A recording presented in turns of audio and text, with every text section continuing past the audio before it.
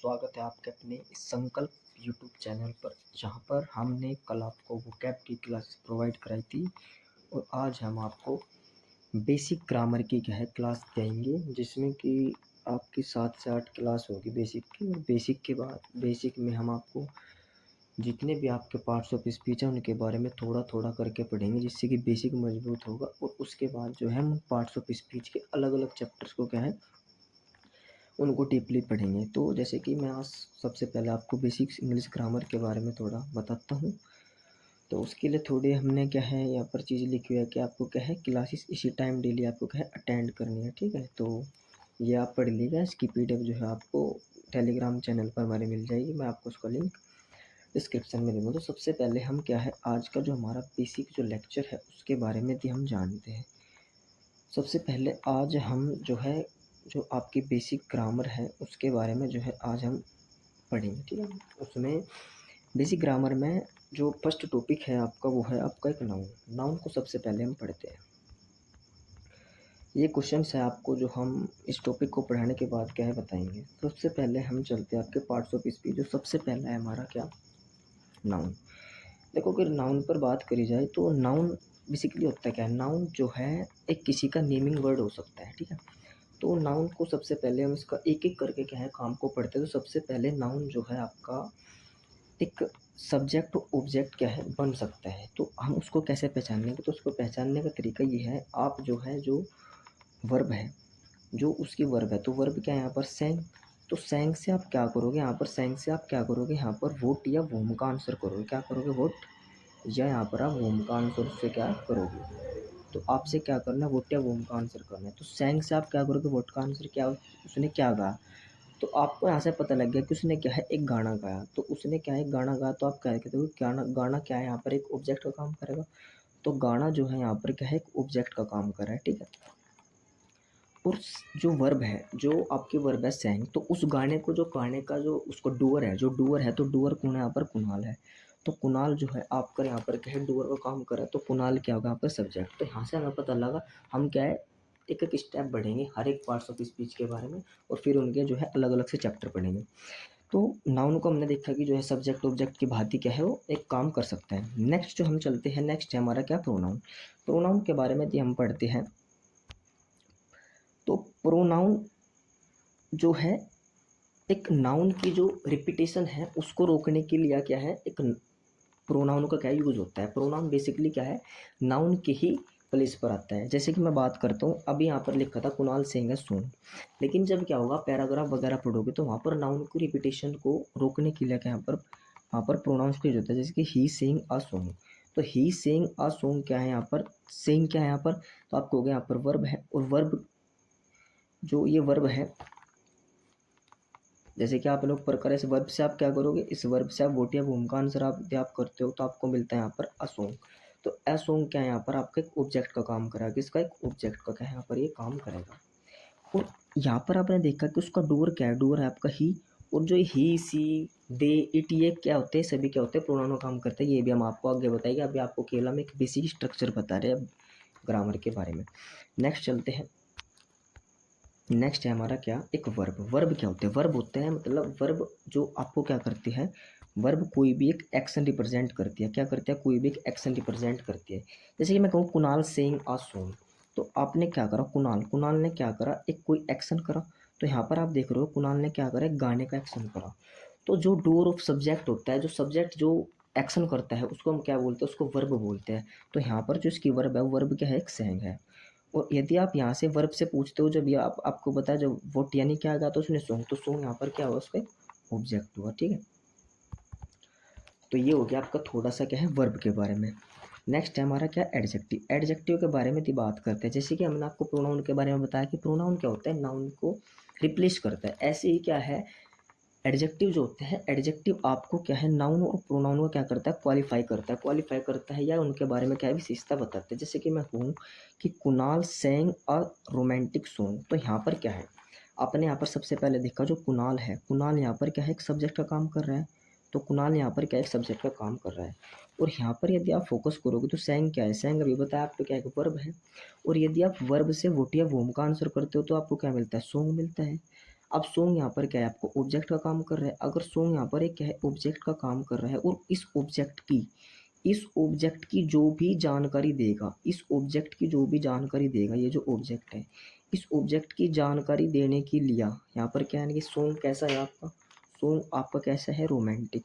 तो किसी भी नाउन या प्रोनाउन को जो जानकारी देता है उसी को हम क्या बोलते हैं, ग्रामर में एडजेक्टिव का नाम दिया जाता है। ठीक है, तो अभी तक हमने क्या पढ़ा, नाउन पढ़ा, प्रोनाउन पढ़ा, प्रोनाउन के बाद वर्ब पढ़ा और वर्ब के बाद हमने क्या पढ़ा, एडजेक्टिव पढ़ा। उसके बाद हम चलते हैं आपके नेक्स्ट टॉपिक पर। देखिए हम इसके आपको डीपली ही उसके बारे में बताएंगे, लेकिन अभी हम स्टेप बाय स्टेप क्या है, थोड़ा सा बेसिक कंसेप्ट आपको बता रहे हैं, जिससे कि आपके जो है थोड़ा सा बेसिक कॉन्सेप्ट तैयार हो जाए। फिर हम जो है इनके अलग अलग चैप्टर्स पर के बारे में क्या है अध्ययन करेंगे। ठीक है, नेक्स्ट है आपका एडवर्ब।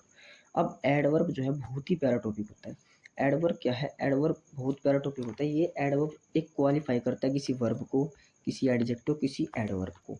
और यदि मैं इसको आपको इसके बारे में थोड़ा सा अलग में यदि आपको बताया जाए, यदि इसके बारे में थोड़ा सा आपको इसके बारे में बताता हूँ, एडवर्ब।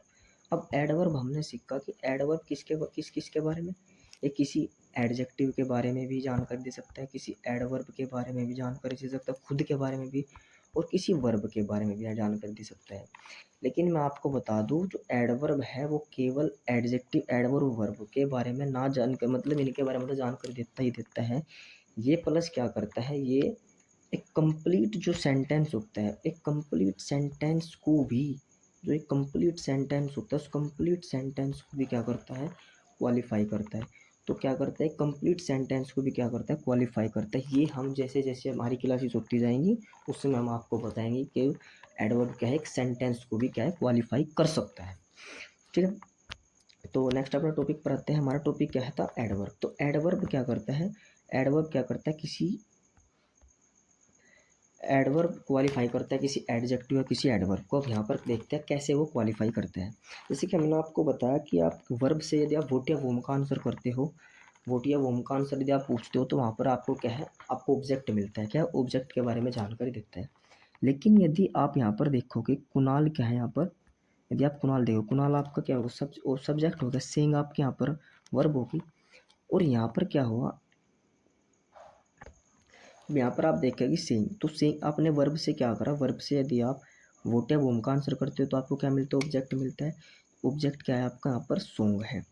यदि आप यहाँ पर पूछते हो किससे, वर्ब से, कि उसने गाना कैसा गाया, तो यदि आप यहाँ पर कैसे या हाउ के पूछते हो, तो यहाँ पर यदि वो कहते हैं कि आप पूछो कुणाल सैंग अ सॉन्ग स्वीटली, तो कुणाल ने जो गाना गाया वो कैसे गाया, तो कैसे का जो आंसर दे रहा है, जो हाउ का जो यहाँ पर आंसर मिल रहा है आपको, तो वहाँ पर आप देख रहे होगे वो मिल रहा है स्वीटली। और एक एडवर्ब की एक पहचान बता दूँ, जिन भी लास्ट में देखो, हमेशा तो ये हमेशा ये क्या है 100% नहीं होता, लेकिन ज़्यादातर जिन लास्ट वर्ड में एल वाई लगता है वो क्या है, एक एडवर्ब का काम करता है। ठीक है, तो एडवर्ब के बारे में हुई है बेसिक बात। ठीक है, अब नेक्स्ट जो टॉपिक है वो हमारा है कंजक्शन। तो कंजक्शन के बारे में, कंजक्शन क्या करता है, ये एक जॉइंट का काम करता है। क्या करता है, किसी भी दो सब्जेक्ट को जोड़, वो किसी दो क्लोज को जोड़ता है, किसी दो सेंटेंस को जोड़ता है। तो किसी दो वर्ड को जोड़ने के लिए क्या है, किसी क्लोज का आगे हम बताएंगे कि क्लोज क्या होती है, तो क्या है क्लासेस होती जाएगी तो उसके बारे में बता जाएंगे क्लोज क्या होते हैं, आपके सेंटेंस क्या होता है। ठीक है, तो उसके बारे में बताए। अब यहाँ पर आप देख रहे हो कि जो राहुल और दिनेश को, इन दोनों को जोड़ने के लिए जो वर्ड आते हैं, जो जॉइंट वर्ड आते हैं, उन जॉइंट वर्ड को हम क्या बोलते हैं, उन जॉइंट वर्ड को ही बोला जाता है क्या, कंजक्शन। तो कंजक्शन क्या है कि इन्हीं भी दो वर्ड को जोड़ने का काम करता है। नेक्स्ट चलते हैं कंजक्शन के बाद। कंजक्शन के बाद हमारा आता है प्रीपोजिशन। प्रीपोजिशन पर यदि फोकस करा जाए, प्रीपोजिशन क्या करता है, प्रीपोजिशन क्या है, एक सिंपल सा दो लाइन में आप याद रखो, जो ये इंफॉर्मेशन ऐड करने का काम करता है। क्या करता है, ये क्या है आपका, एक इंफॉर्मेशन ऐड करने का काम करता है प्रीपोजिशन। ठीक है, जैसे कि यहाँ पर लिखा है, वो क्या करता है, वो एक रिलेट करता है किसी भी नाउन या प्रोनाउन को विद अदर वर्ड। तो ये क्या है, नाउन या प्रोनाउन को किसी अदर वर्ड से रिलेट कर रहा है, तो इसका मीन्स यही है कि वो क्या कर रहे हैं, उसके बारे में क्या है, जानकारी ऐड कर रहे हैं। जैसे क्वेश्चन में देखो, Kunal सैंग a song in the class. अब कुणाल ने क्या है, गाना गाया कहाँ पर, क्लास में। तो आप देख रहे हो कुणाल यहाँ पर क्या है, कुणाल यहाँ पर सब्जेक्ट है, सैंग आपकी क्या है, वर्ब है, और सॉन्ग क्या है आपका, ऑब्जेक्ट है। ठीक है, और इन यदि आप यहाँ पर देखोगे, इन इन यहाँ पर क्या है, एक प्रीपोजिशन का काम कर रहा है। ठीक है, किसका काम कर रहा है, एक प्रीपोजिशन का। और यहाँ पर जो क्लास होगा, अब ये क्लास यहाँ पर किसी सब्जेक्ट का, किसी वर्ब का ऑब्जेक्ट नहीं होगा। अब यहाँ पर ये क्लास जो होगा ये प्रीपोजिशन का ही क्या होगा, ये प्रीपोजिशन का ही क्या है, ऑब्जेक्ट होगा। तो ये इतनी चीज़ आपको क्या है इसके बारे में याद रखनी, क्या है, प्रीपोजिशन का ही क्या होगा, ऑब्जेक्ट होगा। नेक्स्ट बात करते हैं इंटरजेक्शन। इंटरजेक्शन की क्या है हम बात करते हैं। अब हमारा जो नेक्स्ट टॉपिक है वो क्या है, इंटरजेक्शन। इसकी पीडीएफ आपको टेलीग्राम पर क्या है प्रोवाइड करा दी जाएगी। नेक्स्ट हम बात करते हैं किस पर, इंटरजेक्शन पर। इंटरजेक्शन क्या है, वो एक एक्सप्रेस करता है आपके फीलिंग्स और इमोशंस को। इसके बारे में भी क्या है आगे पढ़ेंगे, अभी थोड़ा सा इसके बारे में बता रहे हैं कि इंटरजेक्शन क्या होता है, जिससे कि आपको एक बेसिक नॉलेज मिल जाए। तो हुर्रे जो होते हैं, यानी कि हुर्रे, ये जो वर्ड होते हैं, कुछ वर्ड्स होते हैं, hurray we won the match. तो यहाँ पर हुर्रे क्या होगा, यहाँ पर आपका हुर्रे क्या होगा, एक इंटरजेक्शन होगा, ठीक है। ये इतना आप बोल सकते हो, ये इतना इम्पोर्टेंट। तो इंटरजेक्शन जो है इतना ज़रूरी टॉपिक भी है, इससे बहुत ही कम जो है एग्जाम में क्वेश्चन आते हैं, ठीक है। नेक्स्ट हम चलते हैं इंटरजेक्शन। इंटरजेक्शन के बाद जो है हम कुछ जो आपके जो क्वेश्चन थे उनके बारे में हम चलते हैं। जो क्वेश्चन अब इनके बारे में क्या है आपको थोड़ा सा जानकारी देनी है, ठीक है। तो जो भी आपने अभी बेसिक कॉन्सेप्ट सीखा उनके आधार पर क्या है आपको इन 3 क्वेश्चंस के बारे में आपको जानकारी देनी है, ठीक है। अगर आपने ध्यान से पढ़ोगे तो आप क्वेश्चन की क्या बिल्कुल आराम से जानकारी उनके बारे में आप बता सकते हो। देखो आपने यहाँ पर देखा ही जो है, ही क्या है, ही आपका यहाँ पर एक सब्जेक्ट का काम कर रहा है, क्या है, ही आपका यहाँ पर एक सब्जेक्ट है, ठीक है। अब आप क्या करोगे, आप आओ सीम।